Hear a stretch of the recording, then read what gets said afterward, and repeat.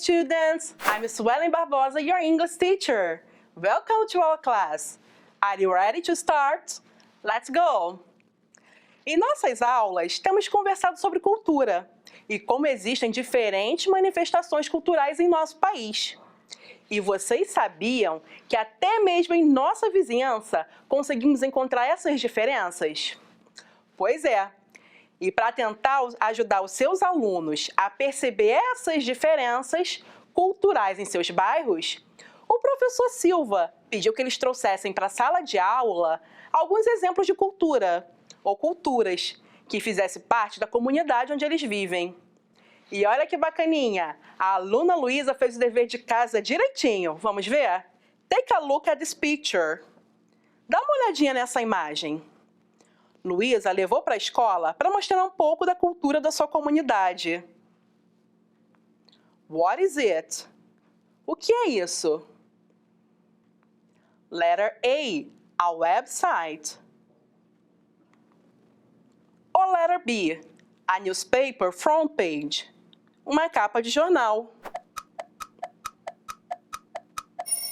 Great! It's a newspaper front page. E como vocês sabem? Look. Name of the newspaper. Number of edition. Headline. Lead. And picture. Now, pay attention to these elements. Number 1, headline. 2, picture. 3, lead. Utilizando o conhecimento que vocês têm sobre a estrutura de um jornal, me digam o seguinte: qual parte fornece brevemente as informações mais importantes? 1, 2 ou 3? Yeah, number 3, lead. E qual parte resume a história ou o artigo e geralmente está em uma fonte maior e em negrito? Yeah, number 1, headline. E qual parte que facilita a leitura do texto e o torna mais fácil de entender? Picture. Very good. E por falar nisso, vocês perceberam que está faltando uma imagem aqui? Que imagem será essa? Será que pela manchete a gente consegue descobrir? Look. Jongo, living memory of Brazil's black ancestors. Vocês lembram o que são palavras transparentes? São aquelas palavras em inglês que têm o significado e a escrita bem parecidos com os termos em português. Vamos identificar as palavras transparentes dessa manchete? Memory, Brazil, ancestors. Qual é a imagem dessa manchete? Which picture? Number 1 or number 2?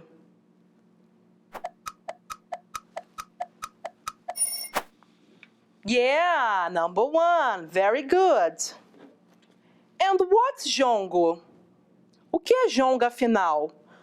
Vamos dar uma olhada no texto para ter uma ideia?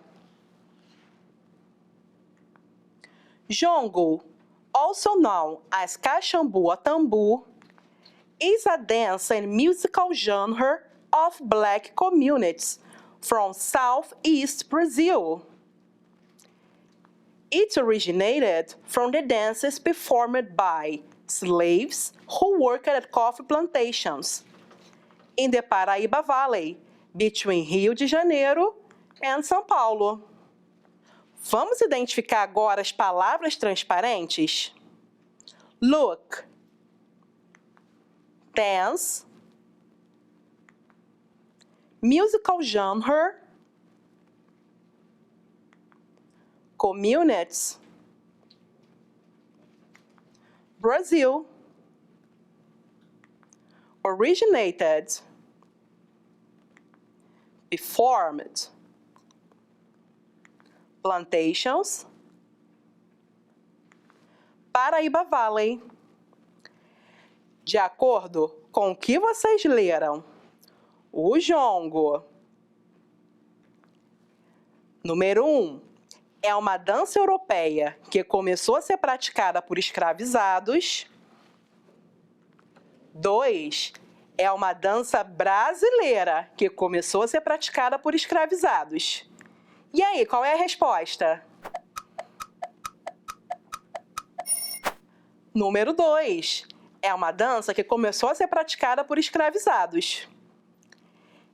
E esse jornal, ele é um jornal que circula lá no bairro onde a Luísa mora, que atrai muitos turistas estrangeiros interessados no jongo. Vocês conseguem identificar qual bairro é? Look, Serrinha. Very good. Sabemos que com o fim da escravidão, os ex-escravizados não receberam nenhum tipo de compensação financeira. Assim, muitos se viram obrigados a migrar para a então capital do Brasil, o Rio de Janeiro. Mas nessa época, a capital já estava em um processo de modernização e a população pobre acabou sendo expulsa do centro para o alto dos morros. E assim começou a formação das nossas comunidades, que foi crescendo nos séculos seguintes. E apesar dessa mudança radical, os ex-escravizados continuavam praticando o jongo nos morros de São Carlos, Salgueiro, Mangueira e na Serrinha. E a Serrinha é um dos únicos locais que conseguem preservar essa cultura afro-brasileira. Não é à toa que lá se encontra um dos principais grupos praticantes do ritmo, o jongo da Serrinha.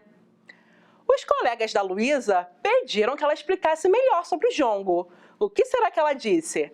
Let's see. Pay attention to Luísa. I love jongo. It's a family tradition. Aqui, nós vemos como o jongo é importante para a família da Luísa.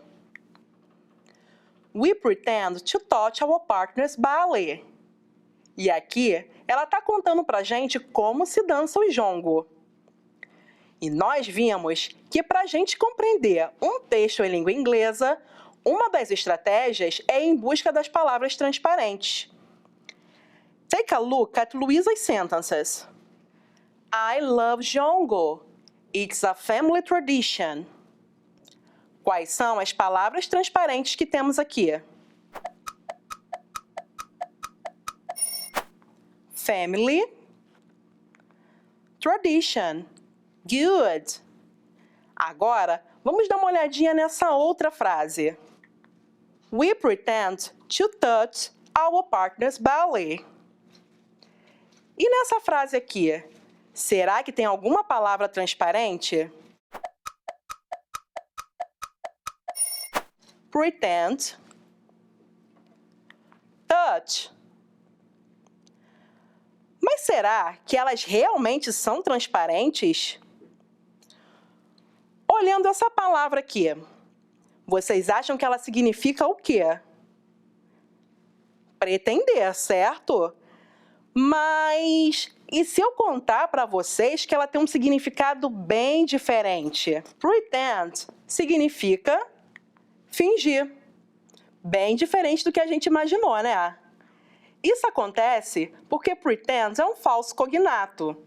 Quando a gente olha e por ser bem parecida com o português, a gente acaba achando que é uma palavra transparente, mas o sentido dela é bem diferente.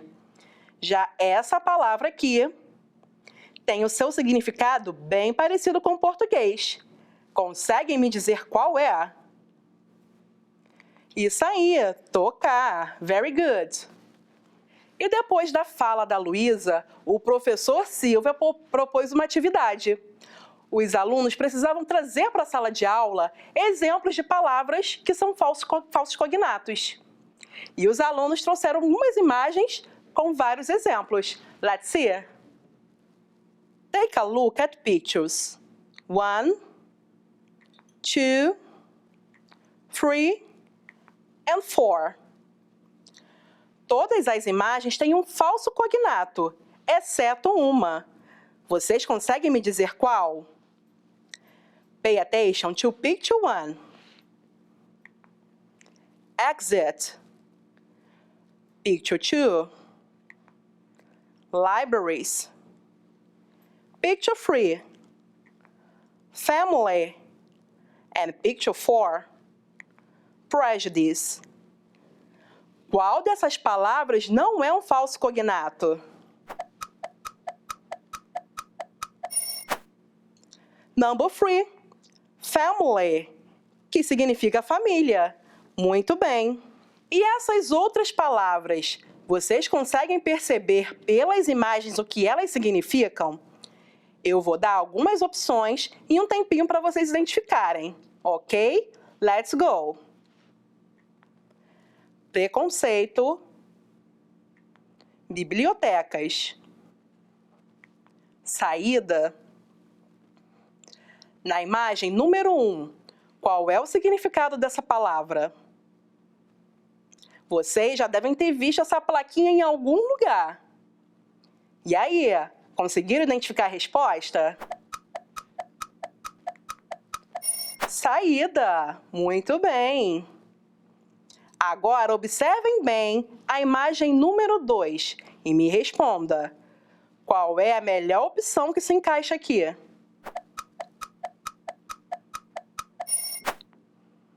Bibliotecas, isso aí. E a imagem número 4, que é a capa de um livro e também é um filme bem conhecido. Qual é a resposta? Preconceito. Muito bem. E por falar em preconceito, muita gente acredita que existe apenas um tipo de cultura. E isso é um absurdo, né? Ainda mais um país tão rico em diversidade como o nosso. Aí mesmo, na sua turma, tem pessoas de origens diversas e cada uma traz a sua história e a cultura da sua comunidade. Na aula de hoje, a Luísa dividiu um pouquinho da sua realidade com os colegas de turma. E você, já parou para ouvir a história dos seus colegas? Então, por que não aproveita o intervalo entre uma aula e outra para aprender um pouquinho sobre eles e também compartilhar as suas próprias experiências? Agora vocês já sabem identificar diferentes textos e suas características, utilizar palavras transparentes como estratégia de leitura, compreender o sentido de falsos cognatos presentes em um texto. Hey students, it was great to have you here. Bye bye, see you soon.